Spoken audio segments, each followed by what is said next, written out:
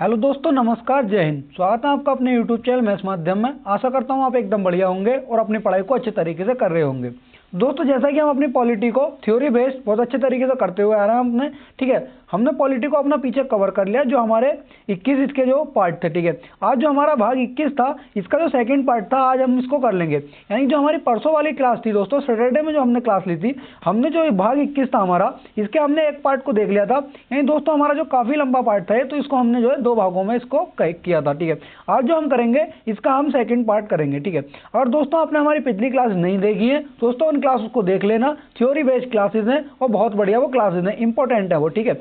अगर दोस्तों आपने थ्योरी एक बार पढ़ ली, तो फिर दोस्तों आप जो क्वेश्चंस को आराम से टैकल कर सकते हैं, ठीक है। तो दोस्तों हम बिना किसी देरी के करेंगे अपनी क्लास को स्टार्ट। और दोस्तों आपसे रिक्वेस्ट करता हूं कि साथ में कॉपी पेन लेकर के बैठना और क्लास के साथ में ही आप जो है नोट करते हुए चलना, ठीक है। तो दोस्तों इसमें हमारा जो है, आज हम देखेंगे भाग 21 का हमारा सेकंड पार्ट, ठीक है। जो हमारे दोस्तों इसमें मैंने उस क्लास के परसों वाली जो क्लास थी हमारी, उसके स्टार्टिंग में मैंने आपको बताया था कि जो इसमें आर्टिकल आए थे हमारे, आर्टिकल 369 से इसमें आर्टिकल 392 तक जो इसके अंदर कवर किया गया हमारा भाग 21 के, ठीक है। तो दोस्तों हम जो है इसमें देखेंगे, जो हमारा आर्टिकल 377 आया था, यही जो दोस्तों हमारी सैटरडे वाली क्लास थी, इसका पार्ट 1 था, हमने उसके अंदर जो है आर्टिकल 376 तक हमने उसमें कवर कर लिया था। वो भी बहुत अच्छे तरीके से हमने कवर किए थे, ठीक है। तो दोस्तों आज हम देखेंगे आर्टिकल 377 यानी कि 377, ठीक। तो दोस्तों इसमें हम ये देखेंगे आर्टिकल 377 में हमारा क्या दे रखा है। इसमें यह है कि भारत के नियंत्रक एवं महालेखा परीक्षक। अब दोस्तों आप इसमें ये कहेंगे कि भैया इसमें जो हमारा आर्टिकल 148 था, तो उसमें भी तो हमारा जो हमारे भारत के नियंत्रक और महालेखा परीक्षक से संबंधित है। यानी जो हमारा आर्टिकल 148 से आर्टिकल 151 तक जो था हमारा, वो भी हमारे भारत के नियंत्रक और महालेखा परीक्षक से वो संबंधित था, ठीक है। उसमें उनकी योग्यताएं, उनकी नियुक्ति वगैरह से संबंधित था वो। ये हमारा आर्टिकल 377 जो है, ये भी हमारा इसी से संबंधित हो जाता है, ठीक है। तो दोस्तों इसमें हम ये देखेंगे कि आर्टिकल 377 के हमारे कुछ पॉइंट हैं, वो इसमें क्या दिए गए, ठीक है। तो दोस्तों इसमें हमारा ये दे रखा है कि अगर कोई व्यक्ति संविधान लागू होने से पहले महालेखा परीक्षक था, तो वह भारत का नियंत्रक महालेखा परीक्षक बन जाएगा। दोस्तों इसमें हमारा ये था कि जो हमारा जो नियंत्रक महालेखा परीक्षक का जो पद है हमारा, ये अंग्रेजों के टाइम से हमारा चला आ रहा है, ठीक है। तो उस समय पे हमारा संविधान लागू होने से पहले अगर कोई व्यक्ति इस पद पर था, यानी कि महालेखा परीक्षक था, तो व्यक्ति वो, ठीक है, तो वह हमारे देश का जो संविधान लागू हुआ था, लागू होने के बाद में वो व्यक्ति स्वतः ही नियंत्रक एवं महालेखा परीक्षक जो है बन जाएगा। ये आर्टिकल हमारा 377 के अंतर्गत इसमें बताता है, ठीक है। अब दोस्तों इसी में हमारा कि इसके अगले कुछ पॉइंट में ये बताया गया है कि उसे वेतन, अनुपस्थिति छुट्टी, यानी कि जो उसका अवकाश वगैरह होते हैं, ठीक है, और पेंशन के संबंध में भी जो है उसको अधिकार दिए जाएंगे। यानी कि हमारे संविधान के अंदर ये बात भी कह दी गई थी, उसके मतलब लागू होने के बाद में संविधान में, कि जो इसके वेतन वगैरह होंगे और जो इसके अवकाश वगैरह होंगे और जो इसके पेंशन के संबंध वगैरह जो अधिकार है, ये सबको, ये जो अधिकार होंगे, ये सब जो है इसे मिलेंगे संविधान लागू होने के बाद में, ठीक है। और जो इसका पद होगा दोस्तों, उस समय पर जो इसका पद था संविधान लागू होने से पहले, वो महालेखा परीक्षक था, लेकिन संविधान लागू होने के बाद में वो नियंत्रक महालेखा परीक्षक के रूप में बदल जाएगा, ठीक है।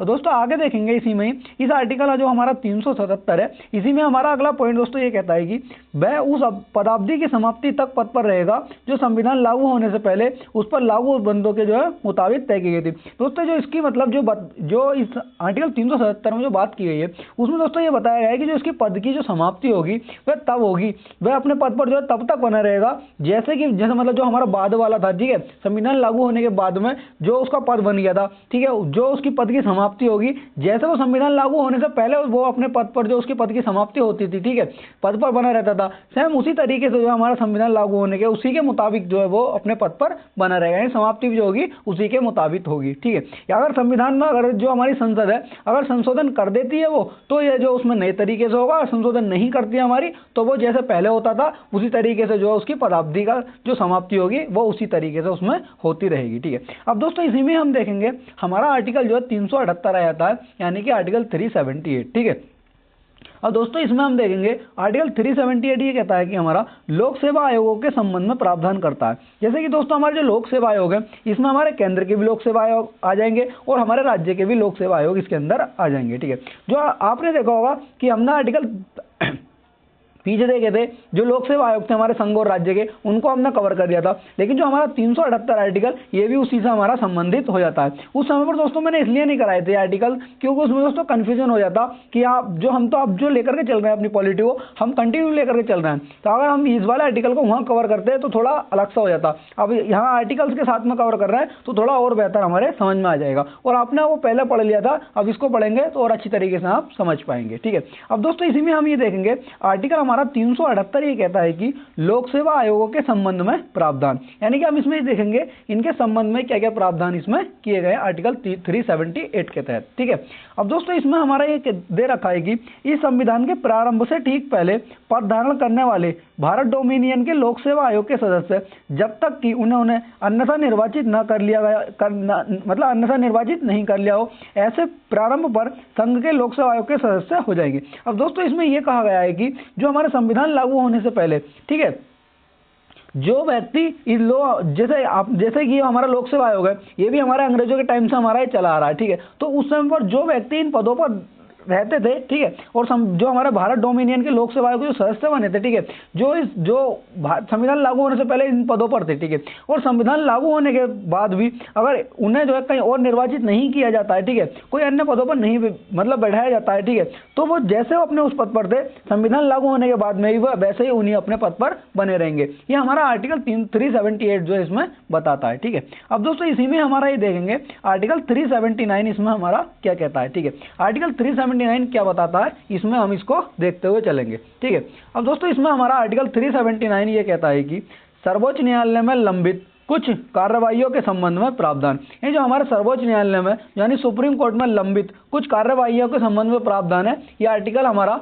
379 दोस्तों इसमें बताता है। ठीक है, अब दोस्तों इसमें हम ये देखेंगे आर्टिकल 379 इसमें क्या कहता है। ठीक है, तो इसमें हमारा पहला पॉइंट ये दे रखा है, जब तक सर्वोच्च न्यायालय अपने विवेक अनुसार अन्यथा निर्देश न दे दे, इस संविधान के प्रारंभ से ठीक पहले संघीय न्यायालय में लंबित सभी वाद, अपील और कार्रवाई सिविल या आपराधिक सर्वोच्च न्यायालय में जो स्थानांतरित हो जाएंगी। ठीक है, और सर्वोच्च न्यायालय को उनकी सुनवाई और निर्धारण करने का अधिकार प्राप्त हो जाएगा। दोस्तों इसमें यह कहा गया है कि जब तक कि जो हमारा देश का सुप्रीम कोर्ट है, सर्वोच्च न्यायालय है, ठीक है, ये अपने विवेक अनुसार कोई निर्देश वगैरह ना दे दे, ठीक है, तो जो हमारे संविधान से प्रारंभ से पहले जो हमारे संघीय न्यायालयों में जो लंबित वाद चल रहे थे, ठीक है, जो काफी समय से हमारे लंबित विवाद वगैरह चलते आ रहे थे, जो केस थे, ठीक है, जो अपील थी, जो कार्रवाइयां वगैरह थी हमारी, या फिर जो सिविल या फिर हमारे जो आपराधिक, ठीक है, मामले थे, तो हमारे सर्वोच्च न्यायालय में इस तरह स्थानांतरित जो उनको कर लिया जाएगा। ठीक है, और जो उन पर सुनवाई और जो निर्धारण करने का अधिकार हमारा हो जाएगा, वो अब जो अगर उनको जो मान लो पहले हमारे जो संघीय न्यायालयों के अंदर वो वाद विवाद चल रहे थे, ठीक है, चलने के बाद में दोस्तों अगर उनको जो है सुप्रीम कोर्ट में स्थानांतरित कर लिया जाता है। ठीक है, स्थानांतरण होने के बाद में जो उन पर सुनवाइयां वगैरह और जो उनका निर्धारण वगैरह जो करने का अधिकार प्राप्त हो जाता है, वो हमारे सर्वोच्च न्यायालय को उसमें प्राप्त हो जाता है। जब दोस्तों मैंने आपको सर्वोच्च न्यायालय आर्टिकल 124 में मैंने बताया था, तो मैंने उसमें बताया था किस तरीके से इनका स्थानांतरण होता है, न्यायाधीशों का भी स्थानांतरण किस तरीके से होता है, सभी दोस्तों हमने उसमें कवर किया था। ठीक है दोस्तों, मैं तभी आपसे कह रहा हूं कि जो हमारी पॉलिटी की थ्योरी वाली क्लासेस हैं, अगर दोस्तों आप एक बार इनको पूरा कर लेंगे, ठीक है, तो पूरा करने के बाद में फिर दोस्तों आप कहीं की किसी भी परीक्षा के क्वेश्चंस आप लगा लेना। ठीक है, आपको जो क्वेश्चंस आपकी थ्योरी से बाहर देखने को नहीं मिलेगा। ठीक है, तो दोस्तों आगे देखेंगे आगे जो हमारा हमने आर्टिकल कवर किया, आर्टिकल 379 को हमने इसमें कवर कर लिया है। ठीक है, अब दोस्तों इसमें हम ये देखेंगे आर्टिकल 380 हमारा इसमें क्या बताता है। ठीक है, आर्टिकल 380 दोस्तों हमारा, अब दोस्तों इसमें हम ये देखेंगे यानी कि आगे के जो हमारे कुछ आर्टिकल हैं, कुछ आर्टिकल को दोस्तों जो है संविधान से हमारा हटा दिया गया है। ठीक है, वो ठीक है, उनको जो है हमारे संविधान से हटा दिया गया, उनको भी हम देखेंगे कि हमारे कौन कौन से आर्टिकल हैं जो वर्तमान में हमारे संविधान के अंदर नहीं है। ठीक है, तो दोस्तों इसमें पहले हम देखेंगे आर्टिकल 380। ठीक है, आर्टिकल 380 हमारा दोस्तों ये बताता है कि भारत के राष्ट्रपति के जो संबंधित है उसमें प्रावधान है, यानी कि भारत के राष्ट्रपति से संबंधित प्रावधान आर्टिकल हमारा 380 भी इसमें बताता है। ठीक है, तो इसमें देखेंगे आर्टिकल 380 से संबंधित हमारा क्या बताया गया है। ठीक है, तो दोस्तों इसमें हम ये देखेंगे जिसमें राष्ट्रपति की योग्यता, पद की अवधि और राष्ट्रपति द्वारा ली जाने वाली शपथ या प्रतिज्ञा शामिल है। यानी दोस्तों इसमें जो राष्ट्रपति से संबंधित हमारे प्रावधान बताए गए हैं, ठीक है, तो इसमें इन प्रावधानों में हमारी राष्ट्रपति की योग्यता आ जाती है, पद की अवधि आ जाती है और राष्ट्रपति द्वारा ली जाने वाली शपथ इसके अंतर्गत आ जाती है, ठीक है। हालांकि पिछले कुछ वर्षों में संविधान में कई संशोधन किए गए, जिसके कारण अनुच्छेद 380 को 42वें संविधान संशोधन 1976 के द्वारा हटा दिया गया है। दोस्तों जो हमारा आर्टिकल 380 था, इसको जो है 42वें संविधान संशोधन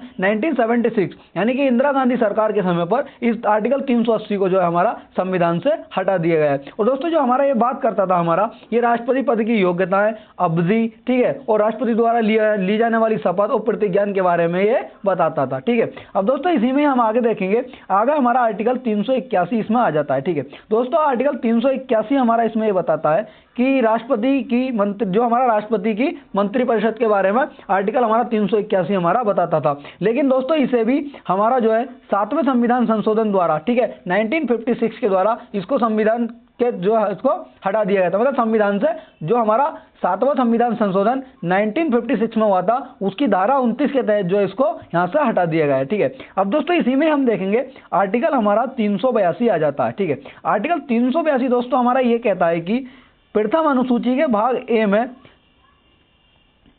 में राज्यों के लिए अनंतिम विधानमंडल के संबंध में प्रावधान, यानी कि जो प्रथम अनुसूची का भाग ए में जो राज्यों के लिए जो विधानमंडल वगैरह है, ठीक है, तो उनके अनंतिम विधानमंडलों के संबंध में प्रावधान किए गए हैं, वो आर्टिकल हमारा 382 से इसमें संबंधित हो जाता है। दोस्तों अगर आपने जो पिछली क्लास जो इनसे संबंधित विधानमंडल वगैरह मैंने आपको पढ़ाया था, ठीक है, तो उसमें अगर आपने अच्छे से पढ़ा है तो यहाँ पर आपको जो समझने में कोई प्रॉब्लम नहीं होगी, ठीक है। आगे देखेंगे दोस्तों इसी में हमारा आर्टिकल 382 हमारा ये कहता है कि जब तक प्रथम अनुसूची के भाग के में विनिर्दिष्ट प्रत्येक राज्य के विधानमंडल का सदन या सदनों का इस संविधान के उपबंध के अधीन सम्यक रूप से गठन नहीं हो जाता है, ठीक है, गठन नहीं हो जाता है, उन्हें प्रथम सत्र के लिए बैठक के लिए आहूत नहीं किया जाता है। ये दोस्तों इसमें यह कहा गया हमारा आर्टिकल 382 के अंतर्गत, यानी कि जो हमारा विधानमंडल का सदन वगैरह है, ठीक है, इस संविधान के उपबंधों के द्वारा, ठीक है, उसका गठन नहीं हो जाता है किसी भी सदन का, ठीक है, तो उन्हें जो प्रथम जो सत्र है उसकी बैठक में जो है उनको बुलाया नहीं जाएगा, यानी कि उनको आहूत नहीं किया जाएगा, ठीक है। अब दोस्तों इसी में हम आगे देखेंगे कि हमारा अगला इसमें जो क्या दे रखा है कि तब तक इस संविधान के प्रारंभ से ही ठीक पहले कार्यरत तत्स्थानीय प्रांत के विधानमंडल का सदन या सदनों, ठीक है, इस संविधान के उपबंधों द्वारा ऐसे राज्य के विधानमंडल के सदन या सदनों को प्रदर्श शक्तियां प्रयोग और कर्तव्य का पालन करेगा। दोस्तों इसमें मैं बता दूं आपको, इसमें इस जो हमारी ये तो हमारी एक तरीके से किताबी भाषा हो गई, ठीक है। अब दोस्तों इसको आप समझेंगे अपनी भाषा में। अब दोस्तों इसमें यह था कि संविधान के प्रारंभ से ठीक पहले जो हमारे प्रांतों के अंदर जो विधानमंडल थे, ठीक है, जो विधानमंडलों में हमारा कार्य वगैरह होते थे, ठीक है, जो उपबंध वगैरह हमारे संविधान के द्वारा मतलब संविधान से पहले, ठीक है, जो प्रांत वगैरह थे उसमें संविधान लागू होने से पहले, तो जो प्रांतों के अंदर जो विधानमंडल थे उस समय पर, ठीक है, राज्य जो उनके सदन थे विधानमंडलों के, तो उनकी शक्तियों का जो प्रयोग होगा हमारा वो उसी तरीके से होगा जैसे हमारा पहले होता था। अगर हमारा जो संसद के द्वारा कोई इसमें गठन संविधान लागू होने के बाद में कोई मतलब सदन का गठन नहीं होता है, तो वो उसी तरीके से अपने कर्तव्यों का पालन करेंगे। जो उनकी शक्तियां पहले उनके पास पहले थी वही शक्तियां उनके पास में बाद में बनी रहेंगी, ठीक है। ये इसका दोस्तों मतलब हो जाता है, ठीक है। अब दोस्तों इसी में हम आगे देखेंगे आर्टिकल हमारा 383 इसमें आ जाता है, यानी 383 ये हमें बताता है कि 383 में कि प्रांतों के राज्यपालों के संबंध में प्रावधान। जैसे कि दोस्तों हमने देखा था जो हमारे प्रांत थे पहले, जैसे दोस्तों हमारा देश था, ठीक है, जो मतलब आज़ाद होने से पहले और जो हमारा संविधान लागू हुआ था, इससे पहले दोस्तों हमारा देश था प्रांतों में बटा हुआ था, ठीक है, प्रांतों में बटा हुआ था और रियासतों में बटा हुआ था। जैसा कि मैंने आपको बताकर कहा था, ये जो हमारा राज्यों का पुनर्गठन वाली क्लास थी उसमें दोस्तों मैंने बिल्कुल विस्तार से बताया था कि जो हमारे प्रांत थे इनको कैसे एक किया गया था हमारा, और जो हमारी जो रियासतें थी वगैरह, ठीक है, इनको कैसे एक किया गया था, ठीक है, सभी को दोस्तों मैंने उसमें कवर किया था। उसकी वो भी हमारा दोस्तों प्ले लिस्ट बनी रखी है और लिंक उसका दोस्तों डिस्क्रिप्शन में रहेगा, ठीक है, तो वहां से हम उस क्लास को देख लेना। बहुत ही इंपॉर्टेंट क्लास है दोस्तों। कैसे हमारे 28 जो हमारे पहले जो हमारे 29 राज्य 9 केंद्रशासित प्रदेश बने थे, फिर दोस्तों उसके बाद में हमारे 8 केंद्रशासित प्रदेश मतलब 8 केंद्रशासित प्रदेश थे और हमारे 28 जो राज्य थे वो हमारे किस तरीके से बने, किस राज्य का गठन कब किया गया, उसको दोस्तों उस क्लास में सभी में उसको कवर किया गया है, ठीक है। अब दोस्तों इसमें हम देखेंगे कि प्रांतों के राज्यपाल जो हुआ करते थे उस समय पर उनके संबंध में क्या क्या प्रावधान इसमें किए गए थे। अब दोस्तों इसमें है कि जो हमारा जो प्रांतों के संबंध में राज्यपाल के जो प्रावधान किए थे, ये आर्टिकल हमारा 383 में आ जाता है। लेकिन दोस्तों इसको जो हमारा संविधान से इसको हटा दिया है, और ये भी दोस्तों हमारा 7वें संविधान संशोधन 1956 की धारा 29 के द्वारा जो है इसको यहाँ से हमारे देश के संविधान से हटा दिया गया है। ठीक है, अब दोस्तों इसी में देखेंगे हमारा जो राज्यपाल की, जैसे हमारा अभी देखा था हमने पीछे कि राष्ट्रपति की मंत्रिपरिषद थी उसमें, ठीक है, अब उसी तरीके से दोस्तों हमारा राज्यपालों की भी मंत्रिपरिषद होती थी। जैसे दोस्तों कि हमारा देश का राष्ट्रपति होता है, वो जो राष्ट्रपति है वो मतलब देश का राष्ट्र जो हमारा जो है सर्वोच्च व्यक्ति होता है। ठीक है, यानी कि हमारे देश का मुखिया जो होता है हमारा, वो राष्ट्रपति होता है। इसी तरीके से दोस्तों जो हमारा राज्य का जो मुखिया होगा वो हमारा राज्यपाल होगा। जैसे हमारे राष्ट्रपति की मतलब जैसे राष्ट्रपति और राज्यपाल वाली मैंने क्लास में बताया था आपको कि जो सेम कार्य हमारे राष्ट्रपति होते हैं केंद्र के अंदर, वही सेम कार्य हमारे राज्यपाल के होंगे राज्य के अंतर। तो उसी तरीके से दोस्तों हमारा आर्टिकल 384 इसमें ये कहता है कि राज्यपालों की मंत्रिपरिषद जैसे कि हमारा राष्ट्रपति की मंत्रिपरिषद थी। और दोस्तों इस अनुच्छेद को भी हमारा संविधान से हटा दिया गया है। ठीक है, अब दोस्तों इसी में हम आगे देखेंगे अगला आर्टिकल हमारा आर्टिकल 385 दोस्तों आया था आर्टिकल 385। तो दोस्तों इसमें यह बताया गया हमारा 385 में कि प्रथम अनुसूची के भाग बी में राज्यों में अंतिम विधानमंडलों के संबंध में प्रावधान। अब दोस्तों इसमें आप कंफ्यूज होते हो ना, जो हमारे पहला वाला मैंने इससे कराया था, ठीक है, तो उसमें यह था हमारा प्रथम अनुसूची के भाग ए में। ठीक है, अब हमारा ये प्रथम अनुसूची के भाग बी में राज्यों में अंतिम विधानमंडलों के संबंध में प्रावधान इसमें किए गए। और दोस्तों इसको भी जो है हमारा 7वां संविधान संशोधन था 1956 की धारा 29 के द्वारा जो है इसे प्रतिस्थापित कर दिया गया। मतलब जो हमारा आर्टिकल था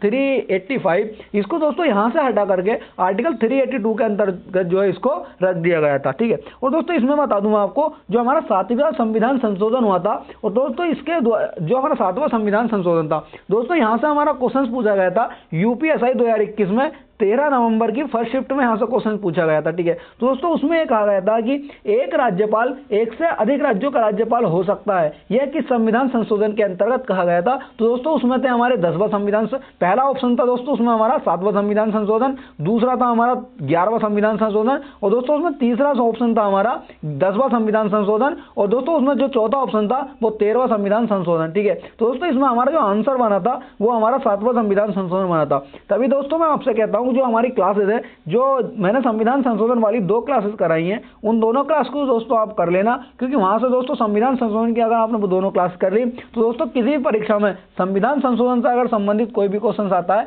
तो वो क्वेश्चन जो है आपकी क्लास से बाहर नहीं होगा। ठीक है, अब दोस्तों इसमें हम देखेंगे अगला हमारा जो आर्टिकल है 386, इसमें हमारा आर्टिकल आ जाता है। तो दोस्तों हमारा 386 ये बताता है कि प्रथम अनुसूची के भाग बी में राज्यों के लिए मंत्रिपरिषद का प्रावधान, यानी जो प्रथम अनुसूची का हमारा भाग बी है उसमें राज्य के लिए जो मंत्रिपरिषद का उसका प्रावधान किया है। तो दोस्तों इस जो आर्टिकल हमारा 386 था इसको भी हमारे जो संविधान से हटा दिया गया है। ठीक है दोस्तों, जैसा कि मैं आपसे कहा था कि मैंने स्टार्टिंग में जो हमने अपने एक पॉलिटी स्टार्ट की थी उसी समय पर दोस्तों मैंने आपसे कहा था कि हम जो अपना कवर करेंगे पॉलिटी को, कि आर्टिकल हम जो उसमें कवर करते हुए चलेंगे, वो आर्टिकल हमने जो कवर किए हैं आर्टिकल 1 से लेकर के आर्टिकल 395 तक हम इसमें कवर करेंगे, चाहे वो हमारा संविधान से अनुच्छेद को हटा दिया गया है या उसको अभी वर्तमान में रखा हुए हैं। ठीक है, तो हम कवर दोस्तों सभी को करेंगे, छोड़ेंगे नहीं। अगर हमसे दोस्तों क्वेश्चन ये बन जाता है कि अगर कि संविधान संशोधन जो वर्तमान के हमारे वर्तमान संविधान में कौन सा अनुच्छेद हमारा है या नहीं है, तो वो भी हम दोस्तों यहाँ पर कवर करते हुए चलेंगे, किसको हमारे देश के संविधान से हटा दिया गया और किसको कब जोड़ा गया था, उनको भी हम इसमें कवर करते हुए चले थे। ठीक है, अब दोस्तों इसमें हम ये देखेंगे कि जो हमारा आर्टिकल आ जाता है इसमें आर्टिकल 387 387। अब 387 दोस्तों हमारा ये कहता है कि कुछ चुनावों के प्रयोजनों के लिए जनसंख्या के निर्धारण के संबंध में इसमें प्रावधान किए गए, यानी कुछ चुनाव दोस्तों हमारे जो चुनाव हो जाते हैं, जैसे कि दोस्तों चुनाव वाला मैंने कराया था कि जो इसमें चुनाव जो संबंधित हो जाते हैं, इसमें राज्य के चुनाव भी आते हैं हमारे और केंद्र के चुनाव भी आते हैं, कुछ जो उनके संबंध प्रयोजनों के लिए जनसंख्या के निर्धारण का प्रावधान किया गया है। यानी कि दोस्तों इसमें है कि जो चुनाव हमारा है, चुनाव आयोग के जो प्रयत्नों जो प्रावधान वगैरह किए गए थे वो चुनाव आयोग के द्वारा किए थे। उसमें यह होता है कि यानी कितनी जनसंख्या के ऊपर, मतलब कितनी जनसंख्या के ऊपर जो है एक प्रत्याशी होगा, उसमें इस तरीके से सभी बातों को इसमें दोस्तों हमारा कवर किया गया था। अब दोस्तों इसी में हम देखेंगे आर्टिकल 388 इसमें ये आ जाता है। आर्टिकल 388 दोस्तों ये कहता है कि राज्य के विधानमंडलों और संसद में अस्थायी रिक्तियों को भरने से संबंधित है। ये दोस्तों आर्टिकल 388 इसमें ये बताता है जो राज्य के विधानमंडल है हमारे और जो संसद में अस्थायी रिक्ति हैं उनको भरने के संबंध में दोस्तों ये बताता है। ठीक है, मतलब इसका दोस्तों ये हो जाता है, इसका मतलब कि जो इसमें खाली पद हो जाते हैं हमारे विधानमंडलों के अंदर और संसद के अंदर, ठीक है, जो रिक्ति अस्थायी रिक्ति हो जाती है, ठीक है, तो उनको किस तरीके से भरा जाएगा, ठीक है, उन पर नियुक्ति किस तरीके से होगी, ये आर्टिकल हमारा 388 इसमें बताता है। तो दोस्तों इसमें हम वो देखेंगे, ये इसमें क्या कहा गया है कि किसी प्रांत या राज्य के विधानमंडल या संसद में आकस्मिक रिक्तियों को भरा जाता है, वो भरा जाता है हमारा आर्टिकल 388 के द्वारा। और वो कौन भरता है वो हम इसमें देखेंगे।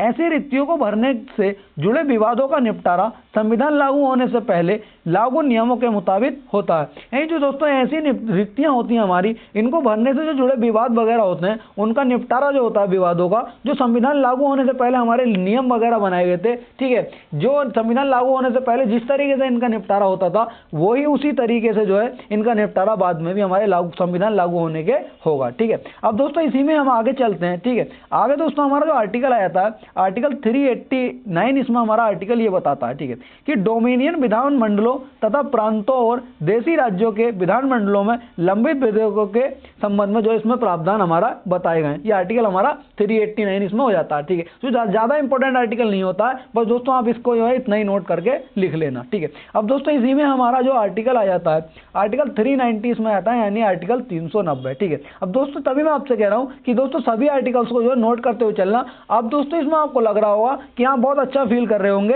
अगर आप स्टार्टिंग से हमारे साथ में जुड़े हुए हैं। इसमें दोस्तों आपने जो पूरी पॉलिटी अपनी जो कवर कर ली है। कल जो दोस्तों हमारी क्लास होगी वो हमारा पॉलिटी है, इसका हम लास्ट पार्ट करेंगे, यानी कि भाग 22 को हम इसमें कवर करेंगे। एक क्लास में दोस्तों हम कवर कर लेंगे, उसमें जो आर्टिकल होंगे हमारे 393 से आर्टिकल 395 तक उसमें कवर हो जाएगा। उसके बाद में दोस्तों हम फिर अपना स्टार्टिंग से करेंगे, यानी संविधान सभा वगैरह हमारी जो समितियां बनी थी हमारी, ठीक है, उनको कवर करेंगे। और जो हमारे एक्ट आए थे, रेगुलेटिंग एक्ट हमारा 1773 का एक्ट आया था, ठीक है, और मॉन्टेग्यू चेम्सफोर्ड अधिनियम आया था, ठीक है, मार्लेमेंटो एक्ट आया था, उन हम सभी को दोस्तों हम कवर करते हुए चलेंगे। ठीक है, अब दोस्तों इसमें हम ये देखेंगे कि जो आर्टिकल हमारा 390 आ जाता है, आर्टिकल 390 दोस्तों हमारा ये बताता है कि राज्य में राजकोषीय प्रावधानों के संबंध में प्रावधान। ठीक है, अब दोस्तों जो प्रावधान है जो राजकोषीय यानी कि राज्यों में वित्त से संबंधित जो प्रावधान है वो आर्टिकल हमारा 390 इसमें बताता है। तो दोस्तों इसमें हम ये देखेंगे क्या कहा गया है इसमें।